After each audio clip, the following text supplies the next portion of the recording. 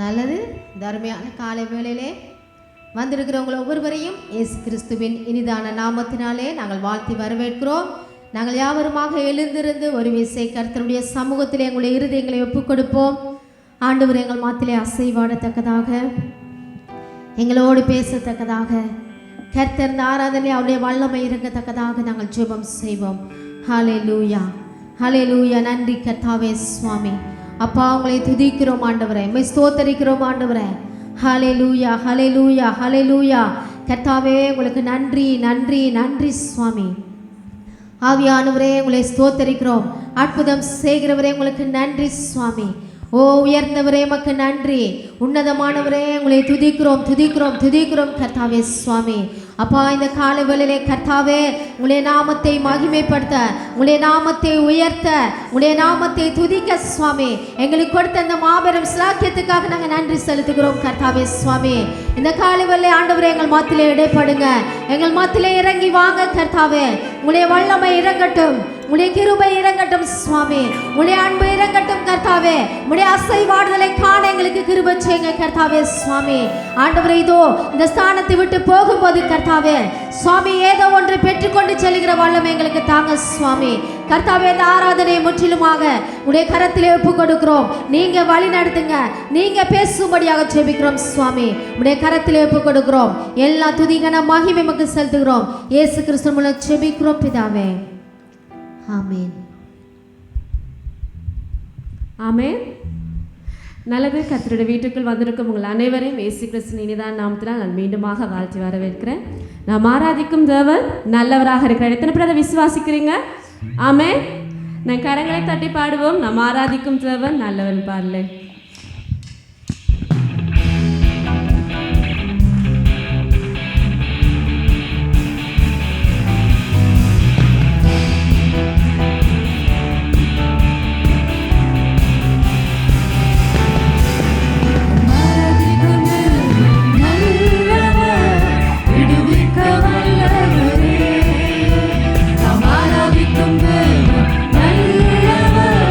விடுவிக்க வல்லவரே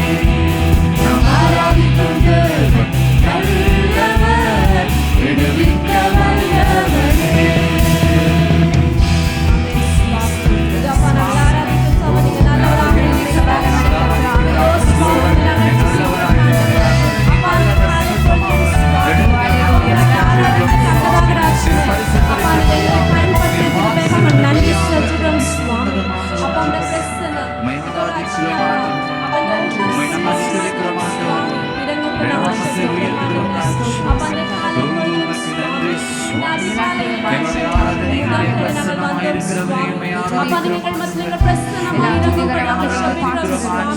பரிசுத்த ஆவியானவரே, உம்முடைய வல்லமை இல்லாமல் எங்களுக்கு எதுவும் செய்ய முடியாது ரட்சகனே. நாங்கள் வாய்களை திறந்து துதிப்போமா.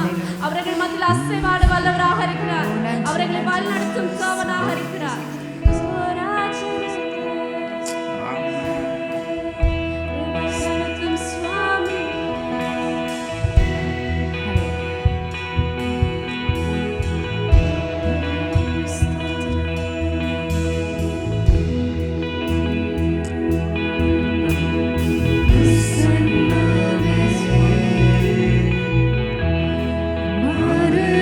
மறுரூபமாகும் பிரசன்னமே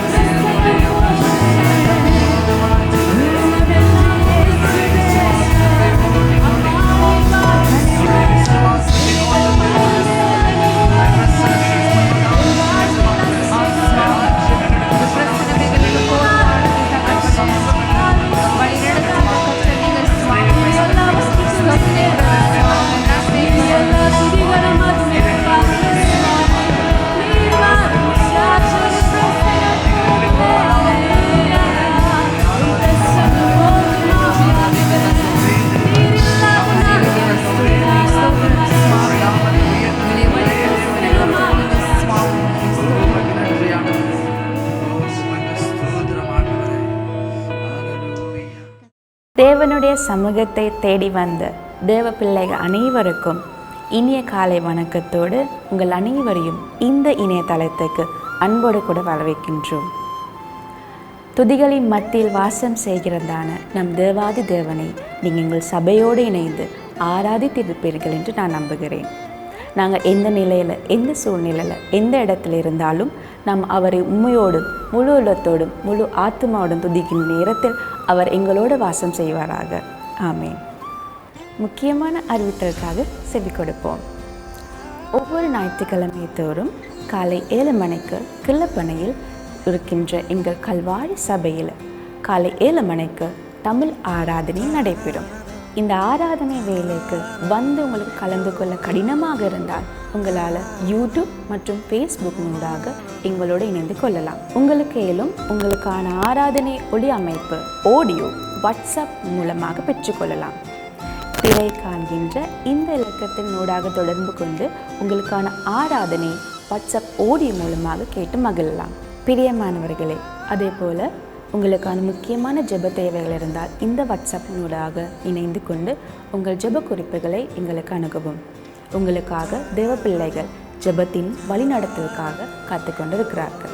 அதே போல் குடும்பமாக இணைந்து ஜெபிக்க, தேவனை ஆராதிக்க, தேவனுடைய வார்த்தைக்கு செவி சாய்க்க ஒவ்வொரு வியாழக்கிழமை மாலை 6:30 மணிக்கு எங்களோடு இணையுங்கள். தேவனை ஆராதிப்பதில் மகத்துவமான காரியங்களை கற்றுக் கொடுத்தது தாவீது. எனவே தாவீது நானும் என்ற தாவீதின் ஆராதனை நேரத்துக்கு உங்களை மிகவும் அன்போடு கூட வரவேற்கின்றோம். ஒவ்வொரு வெள்ளிக்கிழமை தோறும் மாலை 7 மணிக்கு எங்கள் இணையதளத்தில் நடைபெறும். எனவே தேவனை ஆராதிக்க, அவரை தொழுது கொள்ள உங்களை அன்போடு கூட வரவேற்கின்றோம். இப்பொழுது தேவன் உங்களுக்காக வைத்திருக்கிற ஆவிக்குரிய மன்னா, தேவனுடைய செய்திக்காக நாங்கள் அனைவரும் செவிசாய்ப்போம். நன்றி. கர்த்தர் உங்களை ஆசீர்வதிப்பாராக.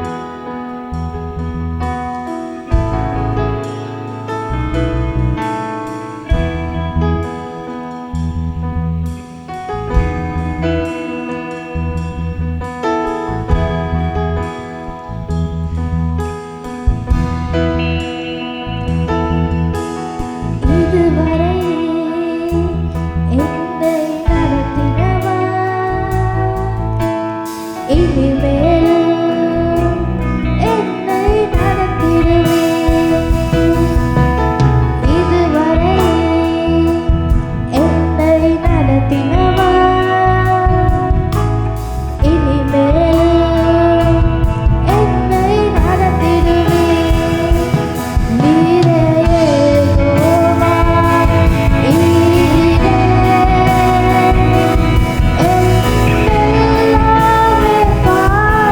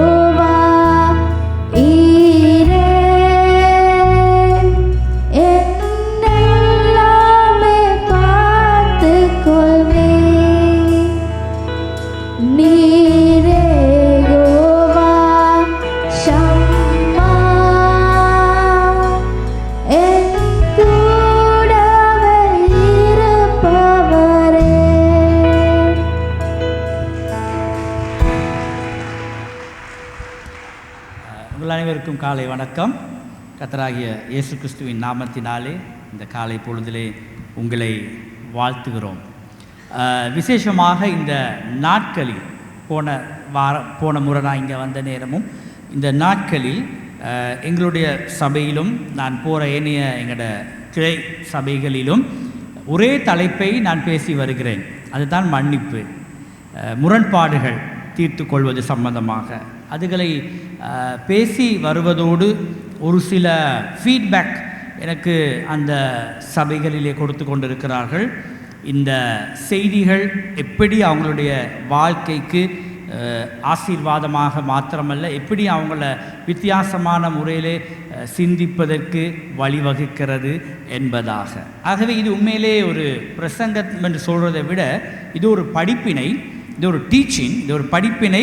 அந்த படிப்பினையை நாங்கள் பிரசங்கமாக மாற்றி உங்களோடு கூட இந்த காலை பொழுதிலும் போன முறை நான் பகிர்ந்து கொண்டேன் மன்னிப்பின் முக்கியத்துவத்தை குறித்து அல்லது முரண்பாடுகளை தீர்த்து கொள்வதை குறித்து. இந்த செய்தி போன முறை நான் செய்த செய்தியின் தொடர்ச்சி, பார்ட் 2ன்னு வச்சுக்கலாம், தொடர்ச்சி. அதனால் இன்றைக்கும் போன முறை மாதிரி சில ஸ்லைட்ஸ் இருக்குது, வருமா?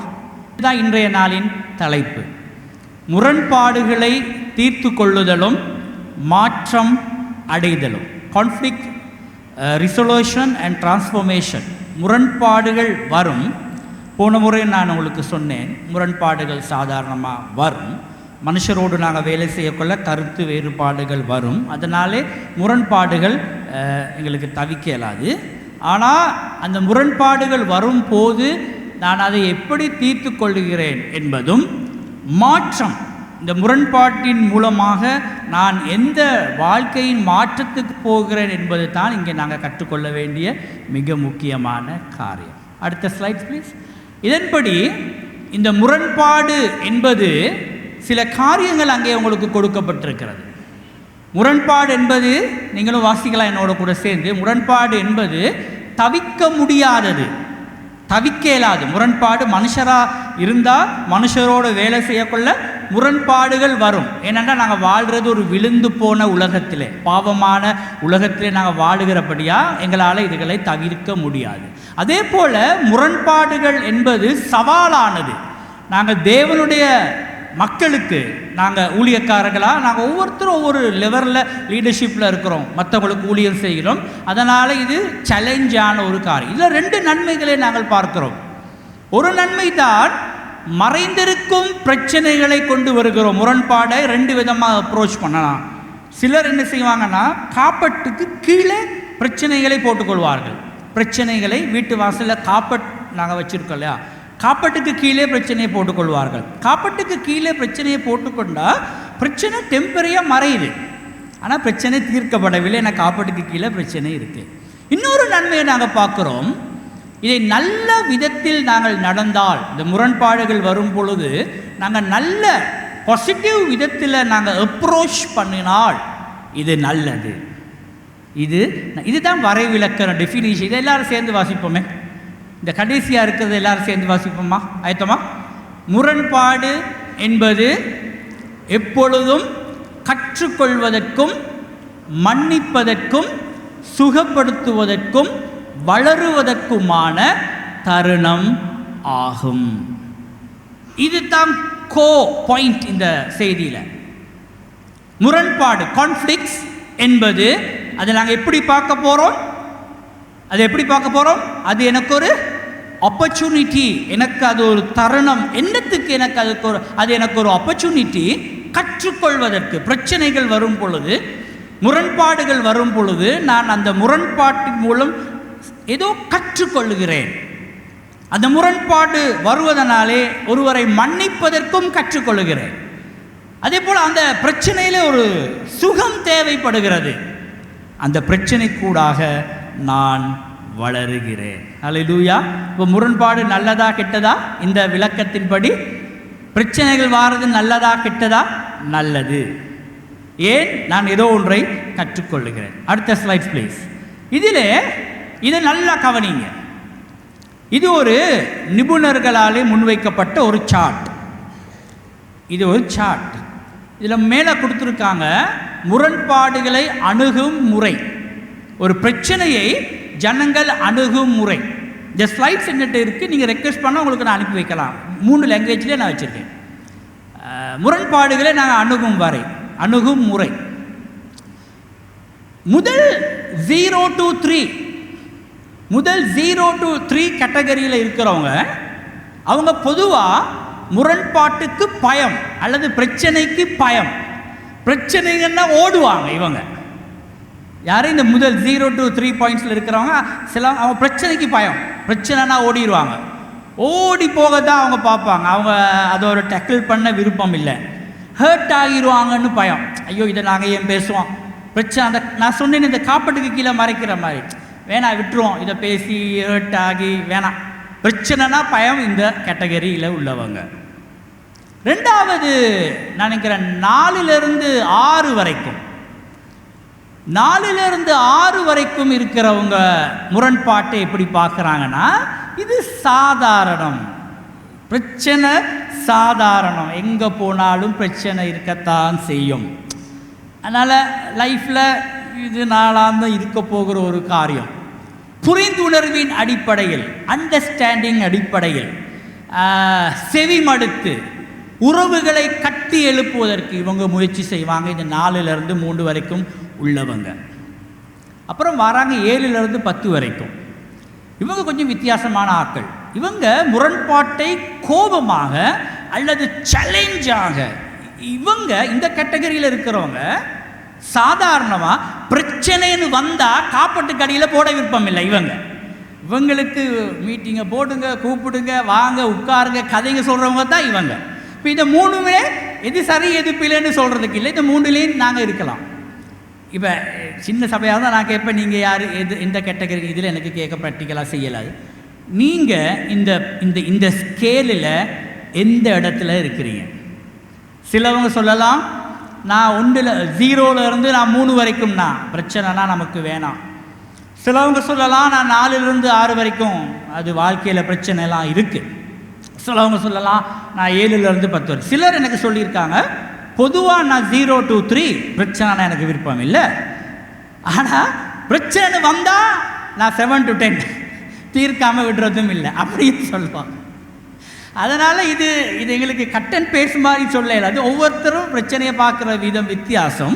ஆனால் இது தான் நிபுணர்கள், இது என்னுடைய கணிப்பீடில் நிபுணர்கள் ஆராய்ச்சி பண்ணி இது உலகத்தில் இருக்கிறவங்க பிரச்சனைகளை இந்த 3 கேட்டகரிகளை பார்க்குறாங்க சொல்லி எங்களுக்கு சொல்லி தந்திருக்காங்க. இது ஒரு நல்ல ஒரு கற்றுக்கொள்ளும் எங்களுக்கு ஒரு மனப்பான்மை ஆகும். அடுத்த ஸ்லைட்ஸ் ப்ளீஸ். இதுதான் இன்றைக்கி எங்களோட பைபிள் வசனங்கள். போன வாரம் மாதிரி எனக்கு நீங்கள் உதவி செய்ய போகிறீங்க. முதலாவது நாங்கள் பார்ப்போம், மத்தேயு 5ஆம் அதிகாரம் 23 நீங்கள் தான் போன முறை மாதிரி வாசிக்க போகிறீங்க. ஒரு ஆள் வாசிங்க. மத்தேயு 5ஆம் அதிகாரம் 23 24. இன்னொருவர் திருப்பிக் கொள்ளுங்க. மத்தேயு 18 15 முதல் 17. இந்த முதல் 2 வசனங்களை மட்டும் நாங்கள் பார்ப்போம். சத்தமாக இருக்கிற இடத்துல எழுப்பி நீங்கள் வாசிக்கலாம். மத்தேயு 5ஆம் அதிகாரம் 23 24 வசனங்கள். பிரபா நிற்கிறாரு, வாசிங்க.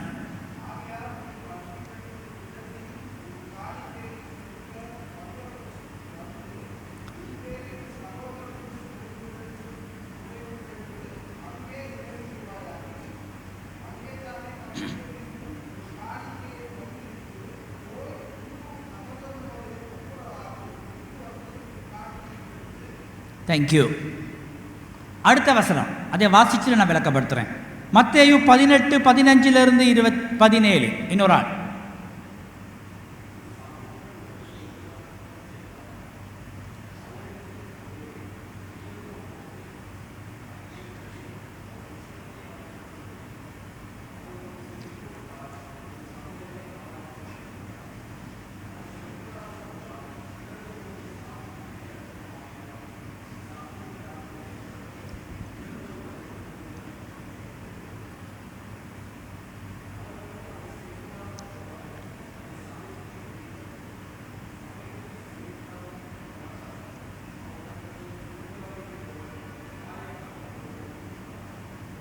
தேங்க்யூ.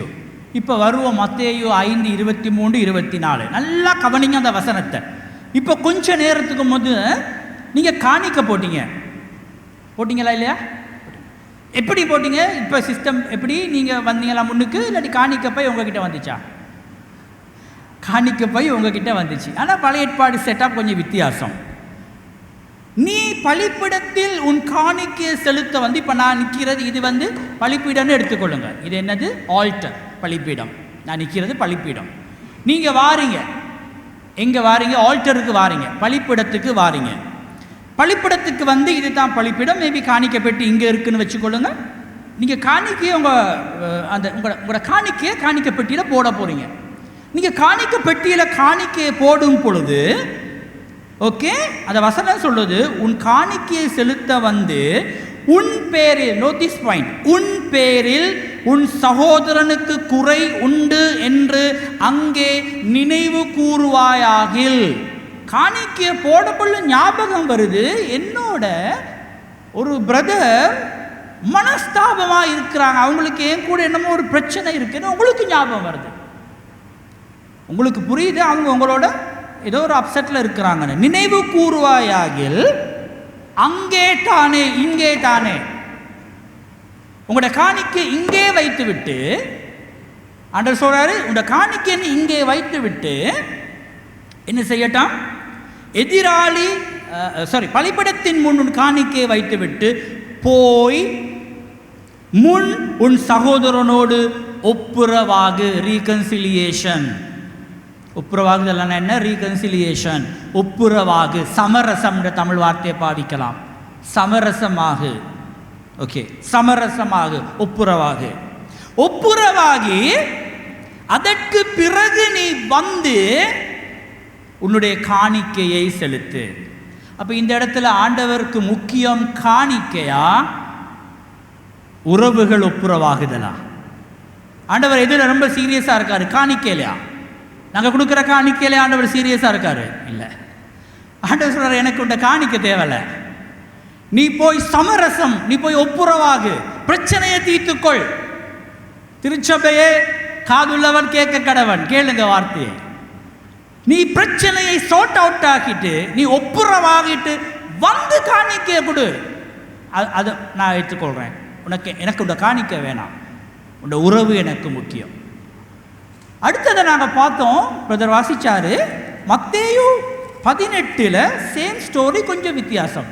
மத்தேயு 18 நாங்கள் பார்க்குறோம் 15ஆம் வசனத்தில் இருந்து. ஓகே, கவனிங்க. உன் சகோதரன் உனக்கு விரோதமாக குற்றம் செய்தால் அவரிடத்தில் போய் நீயும் அவனும் தனித்திருக்கையில். இப்ப இது என்ன அப்ரோச்? முதல் வசனம் என்ன சொல்லுது? உங்களோட யாருக்கோ கோபம் இருக்கு. முதல் வசனம், உங்க மேல இன்னொருவருக்கு பிரச்சனை இருக்கு, நீ காணிக்கையை வச்சுட்டு போய் ஒப்புரவா. இப்ப இந்த வசனம் என்ன சொல்லுது? இந்த வசனம் என்ன சொல்லுது? இந்த வசனம் என்ன சொல்லுது? உன் சகோதரன் உனக்கு விரோதமாக குற்றம் செய்தால், உன் சகோதரன் உனக்கு விரோதமாக குற்றம் செய்தால் அவனிடத்தில் போய் நீயும் அவனும் தனித்திருக்கையில் அவன் குற்றத்தை உணர்த்து. வேதாகமம் எங்களுக்கு பிரச்சனைகளை தீர்க்கின்ற ஒரு முறை கொடுக்கிறது. நான் உங்களுக்கு சொல்றேன், இந்த ஏசியன் மைண்ட் செட், நாங்கள் ஆசிய மக்கள், நாங்கள் ஆசிய மக்களாக ஷை ஓரியன்ட் சொசைட்டி, வெக்கம் எங்கிற கல்ச்சரில் நாங்கள் காப்பட்டுக்கு அடியில் பிரச்சனைகளை போடுறதுக்கான காரணம் என்ன? வெக்கம். யாரும் தெரிஞ்சுக்கிட்டா எப்படி முகம் கொடு? வெக்கத்தின் அடிப்படையில் பிரச்சனைகளை காப்பட்டுக்கு கீழே போட்டு போட்டு போட்டு ஆனால் பிரச்சனை ஒரு நாள் பூகம்பமாக வெடிக்கும். உங்களுக்கு உங்கள் சகோதரன் ஏதோ செய்துட்டான், அவனோடு போய் நீ டக்கிள் பண்ணு. அந்த சாட்டில் நினைக்கிறேன் இவங்க 7 to 10 போ, உண்ட சகோதரத்தில் போ, நீ இனிஷியேட்டடு. இதுவும் எங்களோட கல்ச்சரில் இருக்கு. அவங்க தானே தப்பு பண்ணாங்க, நான் எதுக்கு போகணும்? அவங்களுக்கு வேணும்னா என்கிட்ட வரட்டும். இது பெருமை, இது பெருமை. அவங்க தப்பு பண்ணாலும் நான் தப்பு பண்ணாலும் நான் இனிஷியேட் எடுக்கலாமே, ஆரம்பம் எடுக்கலாமே. ஏன்னால ஆரம்பம் எடுக்க முடியாது? அவன் தனிச்சிருக்கையில் அவனை போய் சந்தி, அவன் குற்றத்தை உணர்த்து. காப்பட்டுக்கு கீழே போட சொல்லல, குற்றத்தை உணர்த்து. யாராவது தப்பு செய்யறத கண்டால் அவன் குற்றத்தை உணர்த்துவது கிறிஸ்தவ பண்பு. எங்களுக்கு ஏன் அப்படின்னு இருக்கிறது இல்லை. வம்பு பேச போனா பகை இல்லை, யாரும் எங்கேயாவது குற்றம் கண்டால், யாராவது தப்பு செய்யறதை கண்டா, ஆனால் பைபிள் ஒரு முறையை கொடுக்குது. நீங்கள் எப்படி பிரச்சனை தீர்க்கணும், பகிரங்கமாக ஆளுங்க இருக்கிற இடத்துல கத்தி குளறி அந்த நபரை அவமானப்படுத்துறது இல்லை. பர்சனலாக போங்க, பர்சனலாக போய் சொல்லுங்கள், பிரதர் சிஸ்டர் எனக்கு உங்களோட கொஞ்சம் பர்சனலாக கதைக்க முடியுமா, போங்க. அப்படித்தான் பைபிள் சொல்லுது. அவனை உணர்த்து. இன்னொரு டிரான்ஸ்லேஷன் சொல்லுது கடிந்து கொள் சொல்லி, கடிந்து கொள் என்று சொல்லுது, கடிந்து கொள்ளுங்கள். அவன் செவி கொடுத்தால் அவனை என்ன செய்தாய், ஆதாயப்படுத்தி கொண்டாய். அவன் சொல்றான், தேங்க்யூ வெரி மச், நீங்கள் வந்து எனக்கு இதை சொல்கிறதுக்கு எனக்கு இது தெரியலை, தேங்க்யூ. நான் உங்களை ஹர்ட் பண்ணியிருக்கிறேனா, தேங்க்யூ, என்னை மன்னிச்சு கொள்ளுங்க. நாங்கள் விடுதலை அடையாட்டி, வார்த்தை சொல்லுது, வார்த்தையை கேட்கிறவங்களாக மாத்திரம் இருக்கக்கூடாது, வார்த்தையின்படி செய்கிறவர்களாக மாற வேண்டும். மேபி உங்களுக்கும் இந்த மன்னிப்பு தேவையாக இருக்கலாம், எனக்கு தெரியாது. ஆண்டவர் தொடர்ந்து இதே டாபிக் உங்களோடு பேசுவாராக இருந்தால், ஏதோ இடத்துல ரீகன்சிலியேஷன் ஒன்று தேவைப்படுது, ஒரு ஒப்புரவாக்குதல் தேவைப்படுகிறது. ஓகே, கதைக்கு வருவோம். அவன் செவி கொடாமல் போனால், அவன் சொல்றான், நீங்க யார் எனக்கு சொல்ல. அவன் உங்களோட ஸ்டபனாக இருக்கிறான். இப்போ என்ன செய்யணும், பதில் சொல்லலாமே நீங்க பார்த்து. அவன் செவி கொடாமல் போனால் 2-3 சாட்சிகளுடைய வாக்கினால் சங்கதிகளை எல்லாம் நிலைவரப்படும்படி 2 உன்னோடு கூட்டி கொண்டு போ. இந்த 2 யாராக இருக்க வேண்டும்? சும்மா யாராவது கூட்டி போற பிரச்சனை தீர்க்குமா? இல்லை. முதிர்ச்சி அடைந்த, வார்த்தையில் பக்குவம் உள்ள, பிரச்சனைகளை நிதானிக்கக்கூடிய ஒருவர், நாங்கள் சொல்லுவோம் மென்டோன்னு சொல்லுவோம், வழிகாட்டி உங்களுக்கு இருக்க வேண்டும். உங்களோட பிரச்சனையை பகிர்ந்து கொள்ள ஒரு முதிர்ச்சி அடைந்து. பிரச்சனைன்னு வந்தால் எல்லார்கிட்ட போயிட்டு உங்கள் பிரச்சனையை சொல்லுவதனால உங்களுக்கு தீர்வு கிடைக்காது. முதிர்ச்சி அடைந்த, அவங்களுக்கு வசனம் தெரிஞ்சிருக்க வேண்டும், அவங்களுக்கு கொஞ்சம் மெச்சுவர்டாக இருக்க வேணும், அவங்க உங்கள் பிரச்சனைக்கு உங்களுக்கு உதவி செய்ய கூட்டிக் கொண்டு போங்கன்னு பைபிள் சொல்லுது. அப்போ இதுதான் biblical way of resolving conflicts. பர்சனலாக போய் பேசணும், அவர் ஒத்துக்கொண்டு சாரி சொன்னால் பிரச்சனை அதோடு முடிஞ்சு, இல்லைன்னு ஸ்டபன் பண்ணால் 2-3 பேரோட போங்க, போயிட்டு கதைங்க.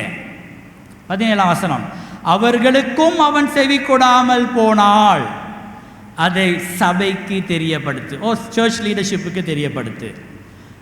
ஓகே, சபைக்கும் செவி கொடுக்காதிருப்பானால் அவன் உனக்கு அஞ்ஞானியைப் போலவும் ஆயக்காரனை போலவும். சபைக்கும், ஓகே, சர்ச் லீடர்ஷிப்புக்கு கொண்டு வாரீங்க பிரச்சனையை. நீங்கள் ட்ரை பண்ணீங்க, 2-3 பேரோட போய் ட்ரை பண்ணீங்க, இனி பாஸ்டருக்கு அறிவிக்கிறீங்க, இல்லாட்டி சர்ச் லீடர்ஷிப்புக்கு அறிவிக்கிறீங்க. சர்ச் லீடர்ஷிப்புக்கு அறிவித்து அங்கேயும் அவர் ரொம்ப ஸ்டபனாக இருந்தால் ஆண்டவருக்கு ஒப்பு கொடுக்கும். இது தான் பிரச்சனைகளை தீர்க்கிற கிறிஸ்தவ முறை. பிரச்சனைகளை தீர்க்கிற எந்த முறை? கிறிஸ்தவ முறை. லூக்கா 11ஆம் அதிகாரத்தை கொஞ்சம் திருப்பிக் கொள்ளுமா? நினைக்கிறேன் ஸ்க்ரீனில் இருக்குது. எஸ், லூக்கா 17ஆம் அதிகாரம். லூக்கா 17ஆம் அதிகாரத்தில் இயேசு சுவாமி இன்னும் ஒரு அழகான வார்த்தையை சொல்லுகிறார். நான் 3ஆம் வசனத்திலிருந்து வாசிக்கிறேன். லூக்கா 17:3, உங்களை குறித்து எச்சரிக்கையாயிருங்கள், உன் சகோதரன் உனக்கு விரோதமாய் குற்றம் செய்தால் அவனை, இந்த டிரான்ஸ்லேஷன் சொல்லுது, அவனை என்ன செய்யட்டாம்? கடிந்து கொள், கான்ஃபரண்ட் பண்ணு. யாராவது தப்பு பண்ணினால் கடிந்து கொள். கடிந்து கொள்ளுதல் வேணும், கடிந்து கொள்ளுதல் வேண்டும். உங்களை கடிந்து கொள்ளுகிற ஒரு நபர் இருந்தால் அவருக்காக நன்றி சொல்லுங்க ஆண்டவருக்கு. பட்டர் பூசுகிறது இல்லை உங்களோட நண்பர், கடிந்து கொள்ளணும். அவனை கடிந்து கொள். அப்புறம் என்ன பார்க்குறோம்? அவன் அவன் குற்றத்தை உணர்ந்து கொண்டால் அவனுக்கு மன்னிப்பாயாக. அவன் ஒரு நாளில் 7 தரம் உனக்கு விரோதமாக குற்றம் செய்து 7 தரமும் உன்னிடத்தில் வந்து நான் மனஸ்தாபப்படுகிறேன் என்று சொன்னால் அவனுக்கு மன்னிப்பாயாக. கொஞ்சம் கஷ்டமான காரியம். ஒரு முறை மன்னிக்கலாம், 2 முறை மன்னிக்கலாம். ஒரு நாளில் 7 முறை தப்பு பண்ணிட்டு அவன் 7 முறையும் வந்து மன்னிப்பு கேட்ட ஆண்டவர் சொல்றார், அவனை மன்னி. சீஷர்கள் சொல்றாங்க 5ஆம் வசனத்தில், அப்பொழுது அப்போஸ்தலர்கள் கர்த்தரை நோக்கி எங்கள் விசுவாசத்தை வர்த்திக்க பண்ணும். Next slide please. இது கொஞ்சம் கஷ்டமான காரியம். அவங்க சொல்றாங்க, ஆண்டவரே எங்கள் விசுவாசத்தை பெருக பண்ணும். ஏன்னா இது கொஞ்சம் சேலஞ்சா இருக்கு. மன்னிக்கிறது அத்தனை லேசான, நான் போன முறை வந்த நேரம் உங்களுக்கு சொல்லி கொடுத்தேன், மன்னிக்கிறது லேசான காரியம் அல்ல. அது ஒரு மனுஷன் ஒரு நாளைக்கு 7 தடவை தப்பு பண்ணிட்டு 7 தடவையும் வந்து மன்னின்னு சொன்னா, ஆனா மன்னிக்கிறது லேசா? அங்கே நாங்கள் பார்க்குறோம். அடுத்த சைட்டை தாங்க. ஓகே, இங்கே நாங்கள் பார்க்குறோம், அங்கே மன்னிப்பை ஏற்றுக்கொள்ளத்தக்கதாக சீஷர்கள் கூறுகிறார்கள், ஆண்டவரே எங்கள் விசுவாசத்தை அதிகரிக்கும். காரணம், மன்னிப்பதற்கு ஆண்டவருடைய உதவி தேவை. பிற நபர்கள் அதிலே கையளிக்கும் பொழுது, விசேஷமாக நாங்கள் கூறுகிறோம், புறம் கூறுதல் ஆபத்தானது. உடன் மேலும் முரண்பாடுகளை அது பெரியப்படுத்தும். காசிப், புறம் கூறுதல் பிரச்சனை என்ன செய்யும் சிஸ்டர்? என்ன செய்யும்? பிரச்சனை அதிகரிக்கும். இது எங்கள்கிட்ட நாங்கள் சிரிக்கிறது என்னமோ உண்மை தான். ஆனால் நாங்களும் இந்த கல்ச்சரில் தான் வாழ்கிறோம். இன்னும் ஒரு பிரச்சனைனா அந்த சம்பந்தப்பட்ட நபருக்கு நாங்கள் நேராக போய் கதைக்கிறதே இல்லை. அந்த சம்பந்தப்பட்ட நபரை அல்லாமல் ஊருக்கே பிரச்சனை தெரியும், அந்த நபருக்கு தெரியாது. ஏன்? ஒன்று, எங்களுக்கு துணிச்சல் இல்லை போய் பேசுறதுக்கு. 2வது, இதை பேசுறதுனால மனஸ்தாபங்கள் வரும், உறவு இல்லாமல் போயிடும், அதனால் பேசுறதில்லை. இல்லாட்டி எங்களுக்கு ஏன் வம்பு? எவ்வளோ பேர் தப்பு பண்ணுறாங்க. நீங்கள் ரோட்டில் எங்கேயாவது அநீதிகளை கண்டால் எவ்வளோ அநீதிகள் நடக்குது. நாங்கள் இதுக்கு குரல் கொடுத்து என்ன நாங்கள் நடக்க போகிறோம்? சில நேரம் எங்களால், நான் போன முறையும் சொன்னேன், எல்லா காரியங்களையும் எங்களால் கட்டுப்படுத்த முடியாது. காக்கையின் கதை என்ன சொன்னேன் உங்களுக்கு, எல்லாம் எங்களால் கட்டுப்படுத்த முடியாது. ஆனால் நாங்கள் அந்த அப்ரோச்சை எடுக்கிற விதங்களில் தான் நாங்கள் பிரச்சனைகளை நாங்கள் தீர்த்து கொள்கிறோம். நாங்கள் பிரச்சனைகளை பார்க்குற விதத்தில் தான் பிரச்சனைகள் இருக்கும். நாங்கள் லைஃப்பில் ஒவ்வொரு எக்ஸ்பீரியன்ஸில் நாங்கள் போக்கல. அடுத்த ஸ்லைட்டை தாங்க தங்கச்சி. நாங்கள் காரியங்களுக்குள்ளாக போகும் பொழுது, நாங்கள் மற்றவர்களோட ஒப்புரவாகும் பொழுது, எங்களுக்கு யாராவது தப்பிதங்கள் செய்ததை நாங்கள் பார்க்கும் பொழுது, இப்போ நாங்கள் ஓகே, இதில் அடுத்த கட்டத்துக்கு நான் வரேன் கதையில். இப்போ பிரச்சனை வந்துச்சுன்னு சொல்கிறோம் இல்லையா, 2 பேரும் உட்காந்து கதைக்க பார்க்குறோன்னு சொன்னோம் இல்லையா. இப்போ 2 பேருக்கும் புரியுது, இல்லை எங்களால் இந்த பிரச்சனையை தீர்த்து கொள்ள முடியாது, எங்களுக்கு ஒருவர் வேண்டும். அவருக்கு நாங்கள் யார் சொல்லுவோம்? அவருக்கு மத்தியஸ்தர், நடுவர், மீடியேட்டர்னு சொல்லுவாங்க ஆங்கிலத்தில். மீடியேட்டர், மத்தியஸ்தர்.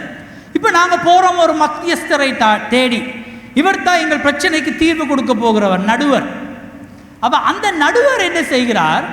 அவர் சில காரியங்களை நான் போட்டிருக்கிறேன். ஜெபத்தோடு பக்கச்சார்பற்ற பக்கங்களை எடுக்காமல் ஒரு கதையை கேட்கும் பொழுது, ஒரு கதையில் எப்பொழுதும் 2 பக்கம் இருக்கும். நடுவர் எப்பொழுதும் பக்கச்சார்பற்றவராக செயல்பட வேண்டும்.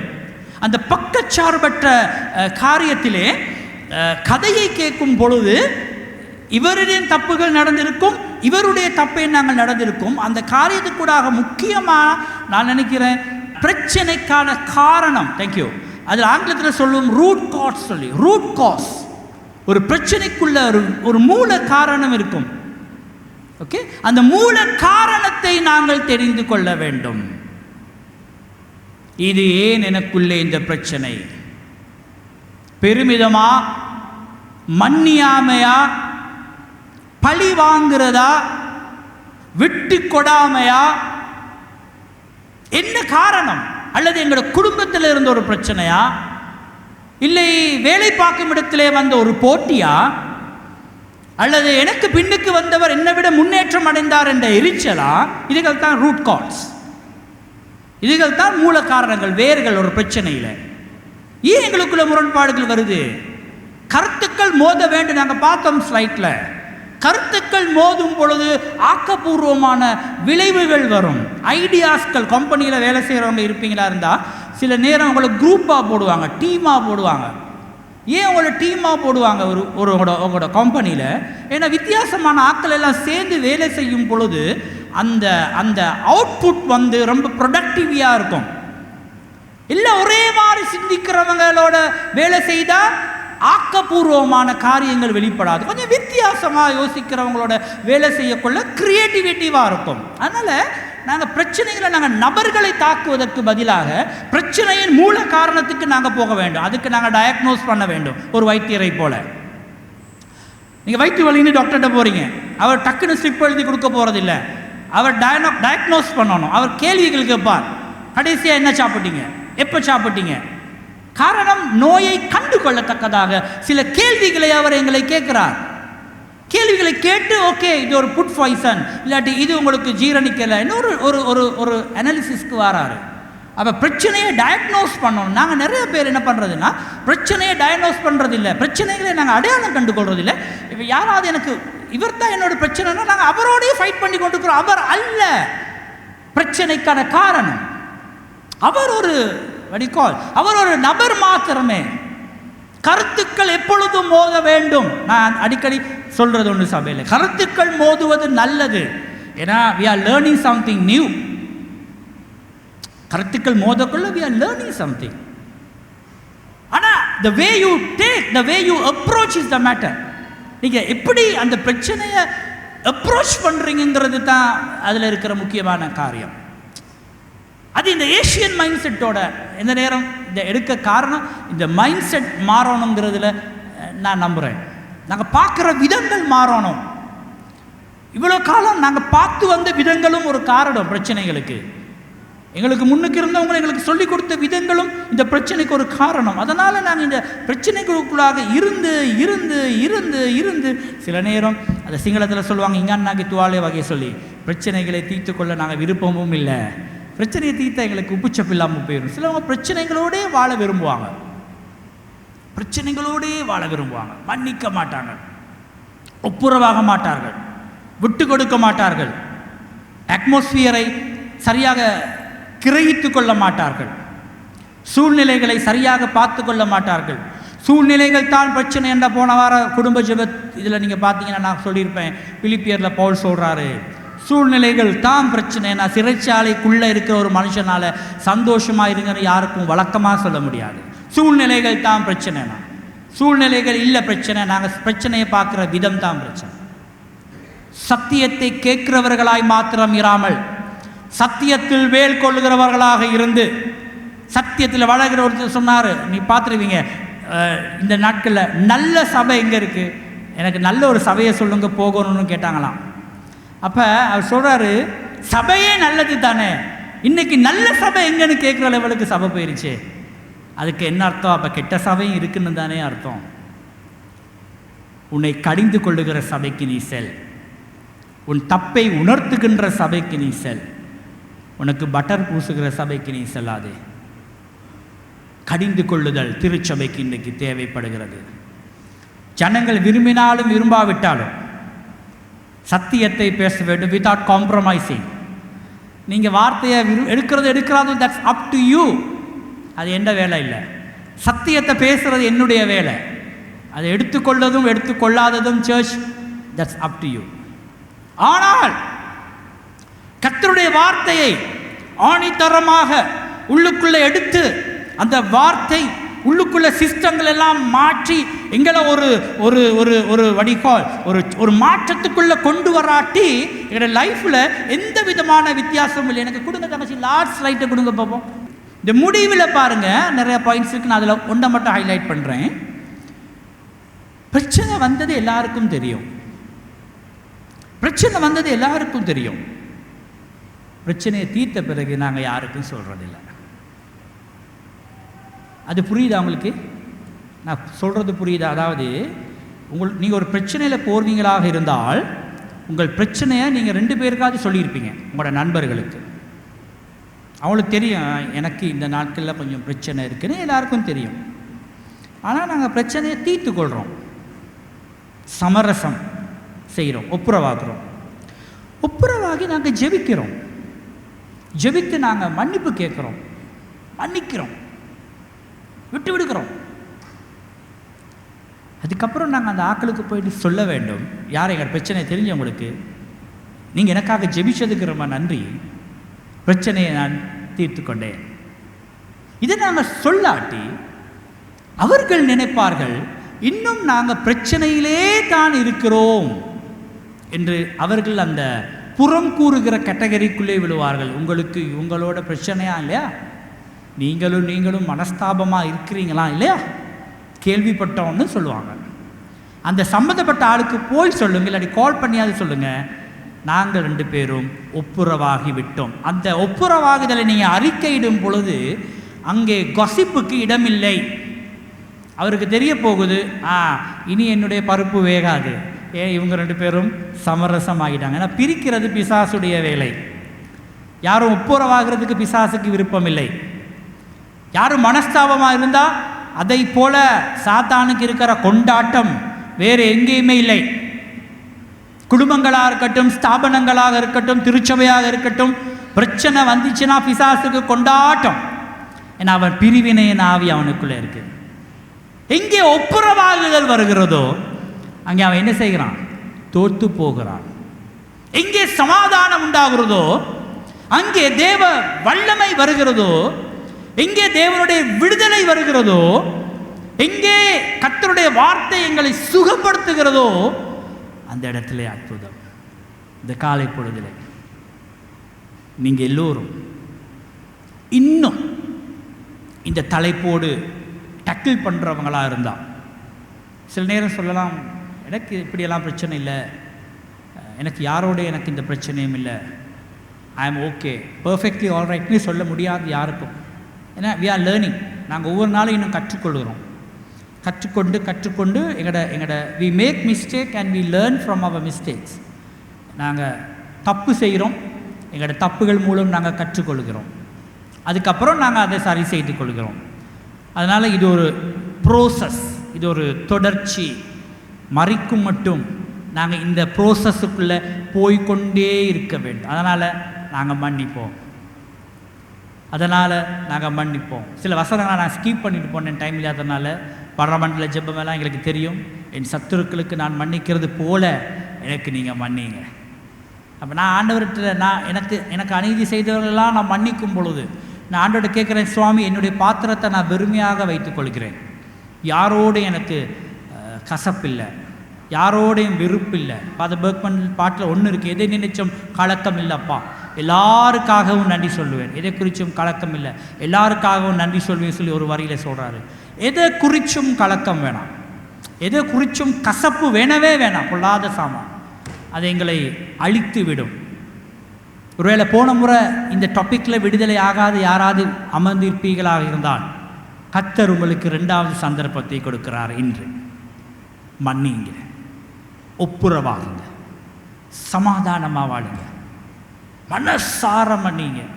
உங்களுக்கு அநீதி நடந்திருந்தால் கர்த்தர் நீதியை செய்வார், கர்த்தர் நீதியை செய்வார். உங்கள் தலையை உயர்த்துவது கர்த்தர், மனிதன் அல்ல.